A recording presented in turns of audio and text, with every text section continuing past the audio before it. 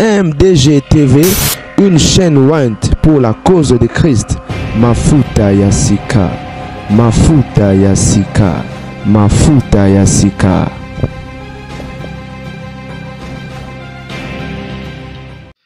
Boto andiam DG TV Mafuta Yasika, c'est un kandam avec un grand jikan à quatre actualités, tu es sur le représentant dans son représentant conseil. Et Mikolobele, tout le monde a été bandé au Pabolingo, tout ça plus bas live, mais dommage que visibilité ça peine trop parce que bah émission milai bala vezo za milai et bah émission mi amikusine bo batbalata batala ramingi bo de toutes les façons je vous annonce que dans zongeli kozong kotia ba émission tous les jours ouais bah circonstance quand nezalaka mutu sala que moi modification wana et puis on avait un problème mais je vous ai dit l'autre fois ya ba montage et consort mais bon pour le moment on n'a pas le choix de continuer qu'à aboyer l'essentiel message et puis après bon tokoye ba comment est-ce que toko zongela osala na biso alors lisolo alelo zanini lisolo alelo zali oboko mona ndeko monso bozo mona yete mama ya mwana pour bato muso peut-être ba kanza mama mwana ndeye ndeko aza influenceuse apesa peka basango ndenge to biso to pesa bino voilà parce que ba masolo beleza la bayela rabiso misusu za rapé au moni to pour landi quelque part et netike ekoiko éduquer ekoiko édifier donc to ya poto lo bela to pesa pe toli parce que y a des gens oyo ba se retrouver na ba ma misusu ou encore lobi ko kuta na réalité moko oyo et du coup couper ça yo quand même peut-être moi mayele oyo beloni no ko sala par rapport ya oyo ka parce que comme je vous ai toujours dit que connaissance c'est la pouvoir et zoko pesoma ko te positionner par rapport à mokili na makambo yango. Alors pour la courte histoire bébé bomona ya kitoko ce garçon a des ans ou encore avait des ans parce que actuellement azamowei mwana ya kitoko quand de bozomona souriant mon bébé mo azomona vraiment mwana moko ya bien aza kitoko et puis mwana moko sando aspect na eka elongi na yo mona sentir que mwana moko o sepelane kaka parce que bon na to commenter toté et na beta lisolo et mwana oyo bandeko mama na ye abotaki ye na papa na ye et du coup can you please close the door et du coup libala ngo esimbi nango te azu mobile mususu et tant azu mobile mususu la famille libala na papa ya mwana je disais esimbi te. Et du coup, Nzamba Salé quand même Golou a écouté mobile mususu. Alors cet homme va lui proposer bandeko nangai ya roboma mwana po bazala bien ba régner. Aibisi non pour ngano libale za la malamu za lelengi to savourer love. Hein to enjoy na anglais to lobaka en tout cas petit oyo il faut les kaye maleka nzoko. Et c'est nabite na benga enania. Et n'habite na bengana c'est envoûté il y a maman l'envoûté ya maman akikozwa coussin azu oreiller. Can you please close the door? Can you please close the door? Close the door. Close the door. Envoûté azu abomi mwana azu coussin a étouffé mwana mwana akufi et tango a étouffé mwana akufi. Et quand on parle makila ya mutu makila ezali makasi makila eza oganga makila ezo réclamer makila ezo ganga vengeance to pe justice et du coup esali neti mo mutu parce que basala na makila mutu te être humain kosa liboma te ona te ona chela mutu bakosa oke chela mutu poison to makanisme o mata o chela mutu poison to boma mutu étranglé mutu kokosa liboma te yaya mutu akela mutu ezaka nzambe makila ezalaka na puissance ya kosakana te makila omona na nzoto moto ah oui donc olanda yo alors mama oyo mutu esali neti mwa kizunguzungu o bomona na sima eza ba agent l'état na sima mwana mwasi wana voilà et parce que mbila ya ki police ayaki ba image bato bazwaki et puis ba partager yango na réseaux sociaux et ça mis na Kinshasa s'il vous plaît. Et tant que ça l'est troublé e nandenge sango tambole yo mwana kufa ndeni mwana alalaki bien mwana azalaki bien lobi azosakana alali bien ekomi na ntongo mwana kufa ndeni. Alors mama ye moko akoki te kande nayebisi bino ke makila mama akoki te nde abandi kobeta abandi koloba verité ndenge nini mobala proposaki to pa yebisaki aboma mwana mpo basavoure love na miniti oyo bana maboko ya leta sikoyo yo bakangi yo libala yango okosavoure yango lisusu bolingo yango okosavoure yango lisusu ndenge aza na ke boloko epuis toyebi Afrique plus grave Congo nayebi te loba aza na grâce to pe na chance ya vie ya mutu moko to na famille na ye bata na mbongo to makoki mais je ne crois pas, je doute. Peut-être va manœuvre ba bimisa ye un jour ata lelo te un jour mais ma modèle mambo kendela na Congo mère très boy ba obwa na boloko ba bosana dossier ba bosana donc esili okufela kuna oui Congo eza bongo bandeko na ngai ya ma mingi eza pasi na kolendisa surtout bandeko basi mama ya kala azalaka te mais mobali ya kala azalaka en aucun jour ni na tongo ni na moi ni na butu ni na pokwa okabona na mwana oyo boti mais par contre na mobali ata bosali nyonso bato basala te na mokili oboko so ekoki ko arriver bokabona. Par contre mwana ata bomeli yo motu mwana ata sali ni mabeni ni yango na mokili o akosala mwana wana makila o eza kati na ye eko changer te e oza makila na yo parce que yo muto botai elo bato bele babosanaka basi ebele likolo ya bolingo soi-disant bakoma ko sacrifier même bana na bango oka mwasi oboku nyokola mwana o yaye likwa mobala osala mwana ba touchement to pas o violer mwana pona ye mwana mabali nga bomele libala et du coup aza prêt ya kobingana peut-être mwana wana bande onangi eza pasi mingi eza mawa na bande oloba souveraineté nzambe eza bizarre yana bana basi oyo aye libala ta mususu na bolenge na ye a longola zemete mususu po kapa ye libala vierge mais luka mabota eza te mais des gens comme ça na bopeta kozwa zemi abosi na pete combien balongola bazemi mais babotaka na vie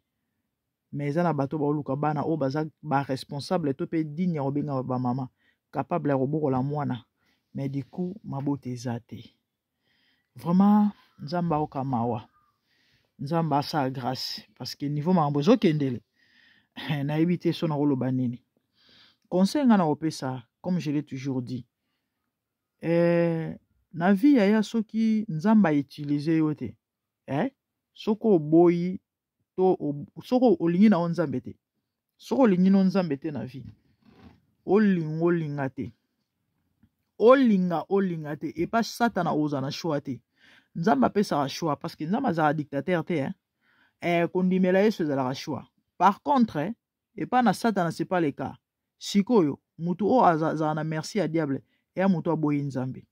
Si tu ne veux pas kondimela yesu, si tu ne veux pas kosaela ye, si tu ne veux pas t'engager, te donner na makambo nzambe to na bonzambe mama papa olinga te satana ko utiliser. Donc si Dieu ne t'utilise pas, le diable va t'utiliser. Par exemple oyo satana utilisé satana utilisé parce que na logique maman oboma mwana été maman oboma mwana été banana ndeni. Donc satana côté lié tala ake ko sala o ngana bingaka l'insalamable bien aimé ndimela yesu soko ndimela été et soko za na yesu okina église na formalité ou encore ozaka chrétien ya maloba kaka ete nga na mwana nzambe na chrétien mais ta musuma nzambe ngopo kiparato tcha oza ngo serete yaya c'est le moment ya koluka ko soigner relation na ona nzambe parce que tant wana relation ya malonga na nzambe te ki chrétien mbebo wana e ko préserver yo te oza toujours na danger. Alors pona ko éviter lobi okoya na likama to na likamo moko okana te na vie ondima te ke ekokoma, c'est le moment, c'est maintenant ou jamais. Accepte Christ dans ta vie ou encore ça là est sous priorité na yo, ok?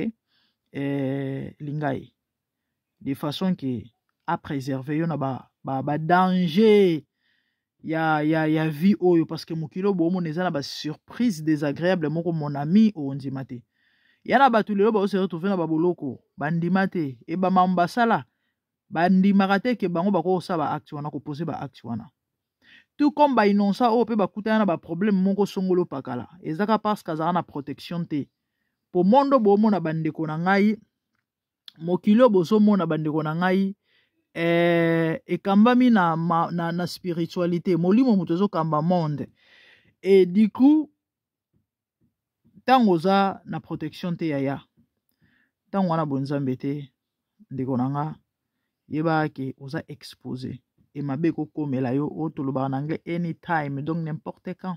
Pourquoi? Parce que tu n'es pas protégé. Tu dois avoir Jésus, tu dois avoir cette protection. Et quand il y a Christ, à garantir nyonso ya yo protection nyonso. Et à un moment où il faut redire la yemba et Dieu mon ezala profond hein. Dieu mona ezala nene sentinelle betaka sentinelle na YouTube il faut redire et les solo Dieu mon ezala nene. Un homme a engagé une sentinelle et puis ABC sentinelle ango a s'occuper kaka na ba maramondambo misusu te.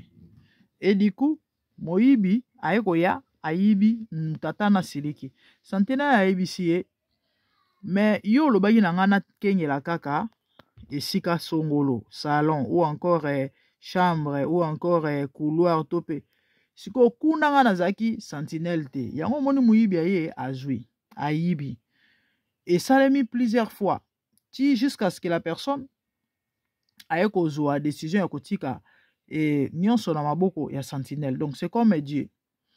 Et lorsque tondimelaka ye so tondimeli Yesu et si réellement tu veux que à s'engager to s'ingérer na makambo nyonso ya yo ya vie, rassure-toi que nyonso ya yo tiki epanaye motema tout et on moni Paul aloba si je vis c'est plus moi qui vis mais c'est Christ qui vit en moi. Voilà. Donc ceux qui ont ndimeli Yesu mais ozo komitambusa yo moko osa la volonté na yo et non aye ezala mambo komela yo eza mambo komela yo o condamné te parce que yo pesa ki ka ndambo du coup so pesa ki nyonso yo mambo na ninge komela yo te. Donc c'est ça. Je serai roi de ton cœur, sentinelle de tout ce que tu as, ne me cache rien alors rien. Donc lorsque tu décides de tout donner, ton cœur karaté, ton âme, ton corps, nyonso yo epanaye, et puis au sali priorité à la sentinelle ya nyonso ya vie na yo. Donc conseil moke nazaki nango yango wana bandeko nanga na vie loyenge et le baba congolais loyenge de quoi douleur loyenge de quoi douleur oh douleur loyenge bolingo soit déjà tala meme mutu na ba loyenga ya loli to benga loyenge mais si vous n'avez pas molimo quoi parce que vous avez un envoûtement. Que Dieu nous aide. Abonnez-vous massivement sur MDGD TV Mafuta Yasika. Et quant à moi, na moni nomba la sima. Nzamba okamawa. Nzamba sa grâce. Hey, tana otala eloko yo. Nomi lobela mambo bele na mutu nzamba lola na suki ka wana pardon. Merci. Au revoir.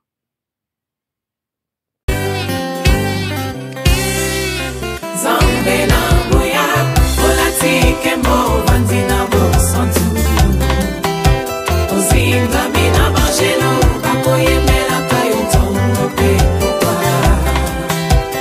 Zambe na boya, olatike mo vandina bo santu. Ozinga mina bajeno, bakoye mela kayo tongo pe kwa. MDG TV, une chaîne Went pour la cause de Christ. Mafuta Yasika, Mafuta Yasika, Mafuta Yasika.